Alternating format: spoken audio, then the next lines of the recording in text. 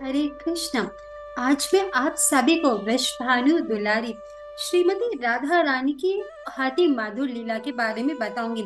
श्रीमती राधे रानी में तो असंख्य दिव्य गुण हैं और उनके ऐसे ही असंख्य दिव्य और मनोहर लीलाएं भी हैं। लेकिन बात उस समय की है जब श्रीमती राधे रानी अपनी सखियों के साथ अपने पिता वृषभानु महाराज के महल में खेलते कूदते हुए अपना समय व्यतीत किया करती थी।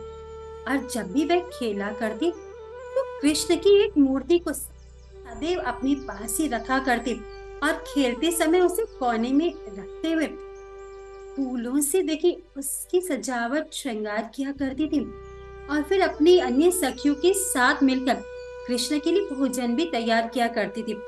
एक बार इसी तरीके से श्रीमती राधे रानी अपनी सभी सखियों के साथ पूरी तरीके से अपनी सखियों के साथ मग्न थी।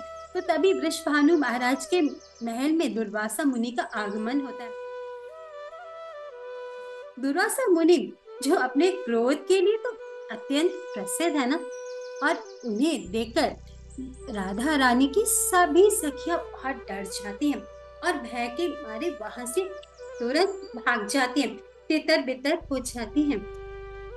परंतु राधे रानी कहीं भी नहीं जाती, वह वहीं पर खड़ी रहती हैं और जिनके अतुलनीय सौंदर्य को देखकर, जिनकी आभा को देखकर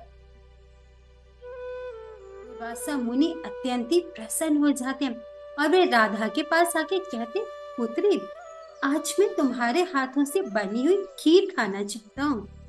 और यह सुनते ही राधा रानी तुरंत अपनी मैया कीर्तिदा के पास खीर बनाने के लिए सभी आवश्यक सामग्री जैसे खुशबूदार चावल, नट्स, दूध, इलायची, सब कुछ एकत्रित करने के वहां चली जाती है और वहां खीर बनाने के लिए वे जब सारी सामग्री एकत्रित कर लेती है तो वह अति शीघ्र ही खीर बनाकर बहुत ही जल्दी से दुर्वासा मुनि के समक्ष में प्रस्तुत हो जाती है। दुर्वासा मुनि यह देखकर आश्चर्यचकित हो जाती कि इस छोटी सी कन्या ने इतनी जल्दी खीर किस प्रकार से बना ली है। और जैसे वे राधा द्वारा बनाए गए खीर का एक चम्मच अपने मुंह में डालते ही हैं, तो उन्हें तुरंत उसी समय यह पूर्ण विश्वास हो जाता है कि यह बालिका, ये छोटी सी कन्या तो कोई और हो ही नहीं सकती, अपितु यह तो स्वयं गोकुल की महारानी है, महालक्ष्मी है ये तो।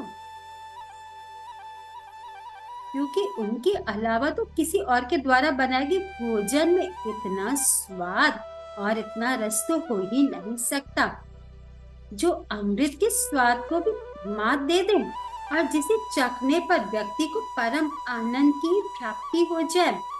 और जब दुर्वासा मुनि ने राधा द्वारा बनाई गई खीर का सेवन कर लिया तो वे उसकी सेवा से बहुत बहुत अत्यंत प्रसन्न हुए और स्नेहवश उनके नजदीक जाकर उनसे बोले, हे पुत्री, हे राधे, आज मैं तुमसे बहुत प्रसन्न हूँ और मैं तुम्हें आज एक वरदान देना चाहता हूँ।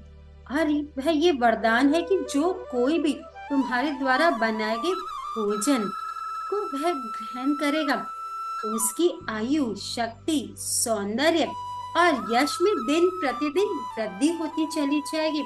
और फिर दुर्वासा मुनि द्वारा दिया गया देखिए इस वरदान के विषय में जब यशोदा मैया को पता चला तो वह तुरंत ही कीर्तिदा अर्थात राधे रानी की मैया के पास चली जाती और उनसे प्रार्थना करती है कि वह राधा को उनके घर कृष्ण के लिए भोजन बनाने के लिए भेज दिया करे।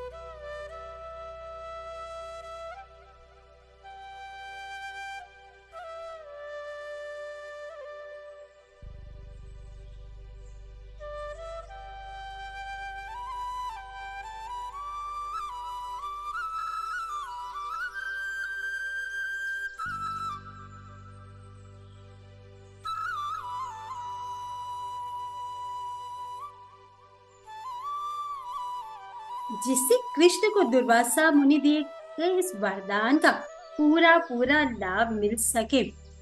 तो देखिए इस तरीके से राधा रानी को दुर्वासा मुनि द्वारा दिया गया यह वरदान जो है वह उनके लिए तो देखिए अत्यंत लाभदायक सिद्ध हुआ ना, क्योंकि इसकी वजह से वो यशोदा मैया के प्रार्थना पर अनेक अनेक बार कृष्ण को देख सकती थी, उनसे मिल सकती थी और उनकी सेवा भी कर सकती थी। तो इस प्रकार से राधे सदैव ही कृष्ण की दिव्य मधुर सेवा में संलग्न रहा करती थी।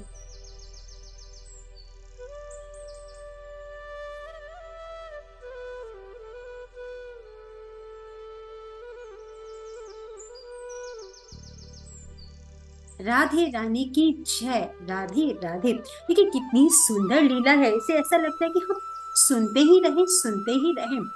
आपको भी, हमें पता है, यही लग रहा है कि इतनी सुंदर सुंदर लीला जो आजकल हमारे चैनल पर आ ही रही है। वैसे तो हर लीला कृष्ण की सुंदर है, और हमारे चैनल पर जो कृष्ण लीलाएं आ रही है तो वह बहुत ही सुंदर है। लेकिन यदि आप स्वयं भी इन लीलाओं को पढ़ना चाहते हैं, देखिए श्रवण तो भक्ति के लिए सबसे उत्तम है। नवदा भक्ति में श्रवण सबसे उत्तम है। लेकिन जो हम लीलाएं अभी ले रहे हैं, आपको पता है कौन सी बुक में से है? श्रीमती राधे रानी। बहुत ही सुंदर बुक है, और इसमें जो पहला चैप्टर है, श्रीमती राधे रानी कौन है? श्री कृष्ण के प्रति राधा रानी के प्रेम की महिमा कितनी सुंदर है। गोलोक में राधा रानी कैसे गई? श्रीमती राधा रानी को श्रीधाम का श्राप, श्रीमती राधा रानी के शरीर का रंग, श्रीमती राधा रानी के चरण कमलों पर शुभ चिन्ह कि अष्ट सखियों का वर्णन है। ब्रज के 12 वनों के बारे में बताया गया है, बहुत ही सुंदर। और कैसे दुर्वासा मुनि ने राधे रानी के हाथ की जब खीर चखी तो उन्हें कैसे वर मिला, और वह वर उनके लिए कैसे एक बहुत ही अच्छा वरदान साबित हुआ, क्योंकि वह कृष्ण से मिल सकती थी। तो ये सारी लीला बहुत ही सुंदर तरीके से हमारी इस पुस्तक में दी गई है। तो इसी पुस्तक में से हम अपनी श्रीमती राधा रानी की कृष्ण की लीलाएं हम पढ़ते रहेंगे और आप सबको सुनाते रहेंगे। तो हमारे चैनल के साथ जुड़े रहें और राधे राधे कहते रहे, राधे राधे कमेंट में लिखते रहे।